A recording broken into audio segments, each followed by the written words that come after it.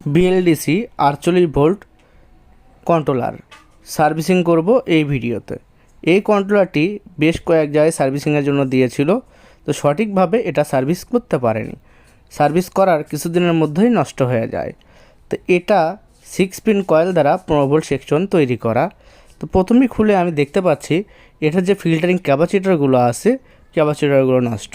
তো যে কোনো কন্ট্রোলার নষ্ট হলে ক্যাপাসিটারগুলোর দিকে মনোযোগ সহকারে দেখলেই বোঝা যায় কোনো না কোনো ক্যাপাসিটর নষ্ট থাকে।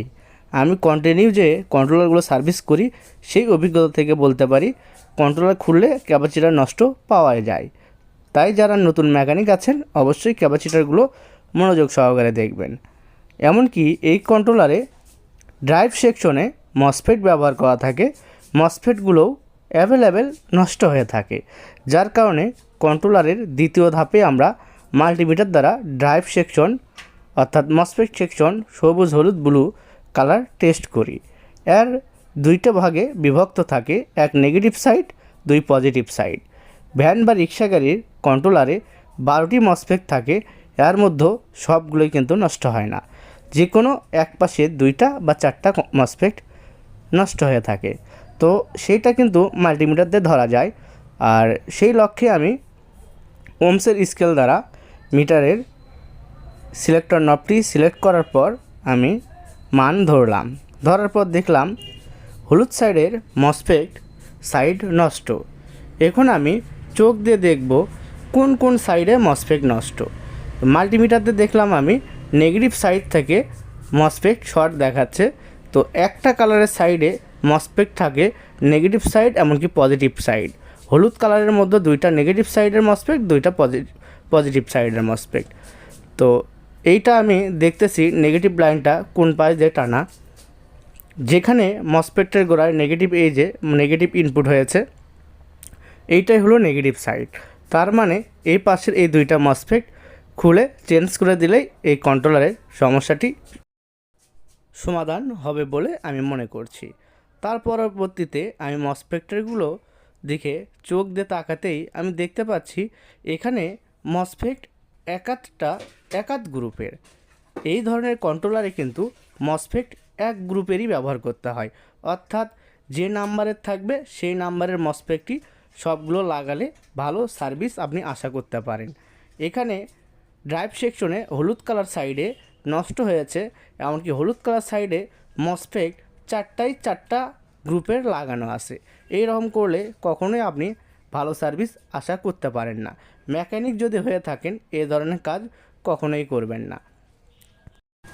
সো বন্ধুগণ, আমি যতটুকু বুঝতে পারলাম এখানে যে গ্রুপের মসফেট ছিল সেই গ্রুপের পরিবর্তে বিভিন্ন নাম্বারের মসফেট দিয়েছে, যার কারণে ভালো সার্ভিস হয়নি। এখানে যাদের দেখতে পাচ্ছেন এনারা আমার ট্রেনিং অ্যান্ড সার্ভিস সেন্টারে প্র্যাকটিক্যালি কাজ শিখতে আসছেন মোটর কন্ট্রোলার চার্জারের।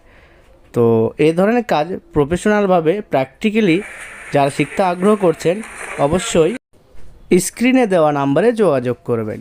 তো এই কন্ট্রোলারের আমি মসফেটগুলো চেঞ্জ করেছি, এমনকি এটাতে যে অরিজিনাল যে মসফেট যে নাম্বারে ছিল সেই নাম্বারে আমি নতুনভাবে আবার লাগিয়ে দিয়েছি। এবার যেভাবে আমি সার্ভিস করলাম এই কন্ট্রোলারটি 2-4 বছরে আর নষ্ট হবে না। তো বন্ধুগণ, যারা মেকানিক আছেন যদি এই ভিডিও থেকে কিছু শিখতে চান তাদেরকে বলবো যারা এই কন্ট্রোলারগুলো সার্ভিস করেন অবশ্যই যেখানে যে গ্রুপের মসফেট থাকবে সেখানে সেই গ্রুপের মসফেটটি ব্যবহার করবেন। এই কন্ট্রোলার ছিল 8505 নাম্বারের মসফেট, আমি সবগুলোই 8505 নাম্বারের মসফেট ব্যবহার করেছি। এমনকি কন্ট্রোলার ওপেন হওয়ার পর আমি টেস্ট করতেছি এটা সঠিকভাবে চলতেছে কি না। তো আবারও বলছি, যারা বাংলাদেশের মধ্যে আছেন বিভিন্ন জেলা থেকে আমাদের ভিডিওটি দেখেন অবশ্যই কাজ শিখতে চাইলে আমাদের সার্ভিস অ্যান্ড ট্রেনিং সেন্টারে চলে আসতে পারেন। বাংলাদেশের যে কোনো জেলা থেকে আসতে পারেন, আমরা প্র্যাকটিক্যালি কাজ করি, এমনকি প্র্যাকটিক্যালি শিখিয়েও থাকি। আমাদের ট্রেনিং সেন্টারে থাকা এমনকি খাওয়ার সুব্যবস্থা আছে। তাই যারা এখনও কন্ট্রোলার নিয়ে বিভিন্ন সমস্যায় পড়েন, টুকিটাকি কাজ করেন, সঠিক কাজ করতে পারেন না, তারা অবশ্যই স্ক্রিনে দেওয়া নাম্বারে যোগাযোগ করে চলে আসতে পারেন আমাদের ট্রেনিং সেন্টারে। আমাদের ঠিকানা বগুড়া। এই তো দেখুন আমি গাড়িতে লাগানোর পর দেখতেছি সঠিক লোড নিচ্ছে কিনা। এই গাড়িওয়ালা ভাই বলেছিল এর আগে ভালো লোড নেয়নি, এখন সুন্দর